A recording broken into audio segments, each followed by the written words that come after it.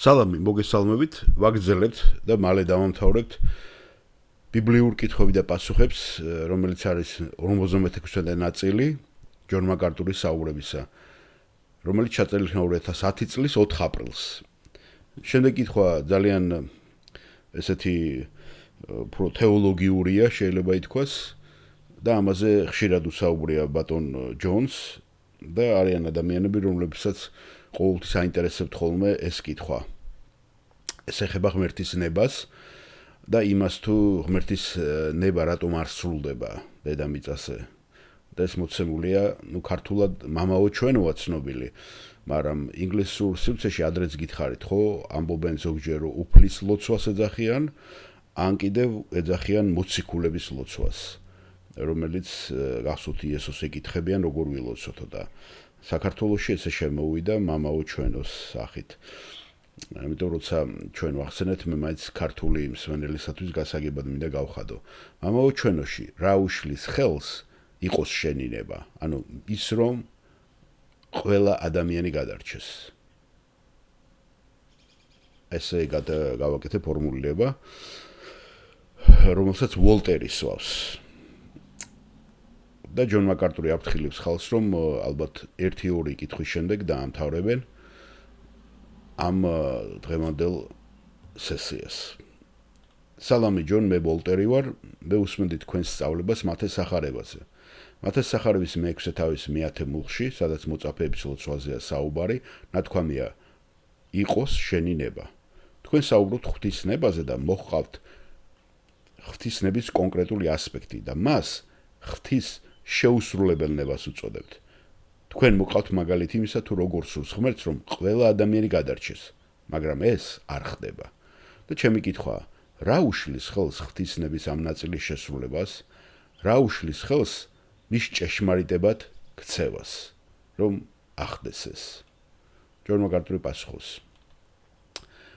დიახ, შევეცდები გავერკვი ახლა იმაში, თქვენ რა კითხვასაც სვავთ. ეს ჩანაწერი მე პირადად არ მომისმენია და დიდი ხანია რაც ეს სიტყვები დავწერე და ზუსტად არ ვიცი ახლა თქვენ რას გულისხმობთ, მაგრამ ალბათ ჩემი აზრით აი ეს არის ის, რასაც თქვენ გულისხმობთ, რომ ღმერთს არ სიამოვნებს ბოროტების სიკვდილი და ამას ბიბლია მიუთითებს, გახსოვთ ხომ? იონეს სახარებაში წერია ეს და ასევე შემდეგ ეპისტოლებშიც არის, რომ ღმერთს არ სიამოვნებს ბოროტების სიკვდილი. რადგან ბიბლია ამბობს ამას. მაგრამ თუ ღმერთს სურდა ყველა ადამიანის ხსნა, ყველა ადამიანი გადარჩებოდა ამ სიტყვის სუფთა გაგებით. მაგრამ ღმერთს არ სურდა ყველა ადამიანის ხსნა. მას სურდა, რომ ზოგიერთი გადარჩენილიყო და სწორედ ამიტომ გადარჩენეს ზოგიერთი. ამიტომ მას არ სიამოვნებს ბოროტების სიკვდილი, არამედ მისი ხსნის ნება მოქმედებს მათ სასარგებლოდ, ვინც მან აირჩია. რა თქმა უნდა, ყოველ ჯერზე, როცა კითხვა-პასუხი გვაქვს, საბოლოოდ ამ კითხვას უბრუნდებით, რადგან ეს ძალიან ეწინააღმდეგება ადამიანის აღქმას. ადამიანი არის დაცემული არსება და მის ინტუიციას ეს უჭირს, რომ გაიგოს. ჩვენ ვფიქრობთ, რომ ჩვენი დაცემის ერთ-ერთი ელემენტი ის არის, რომ ვფიქრობთ, რომ ყველა გადაწყვეტილება ჩვენ თავად უნდა მივიღოთ, რომ ვერავინ სხვა ვერ მიიღებს გადაწყვეტილებას ჩვენს მაგივრად. მაგრამ ეს არის ჩვენი ცოდვა-დაცემის ანარეკლი, რომ გვიჭირს ღვთის გადაწყვეტილების მიღების გონევრული გაგება. ჩვენი გონება ამას ვერ მოიასრებს, ვერ აღიქვავს. მიუხედავად იმისა, რომ ვიცით, რომ ის ღმერთია. გულისხმობთ თქვენმა უფროსმა მიიღო გადაწყვეტილება, რომელიც თქვენზე იმოქმედებს. თქვენ ნამდვილად არ გექნებოდათ პრობლემა. ის თქვენი უფროსია. ღმერთი ყველას და ყველაფრის ბრძანებელია და მას თავად აქვს მიღებული გადაწყვეტილებები. არსებობს ღვთის ნების სხვაგვარი შეხედვის გზებიც.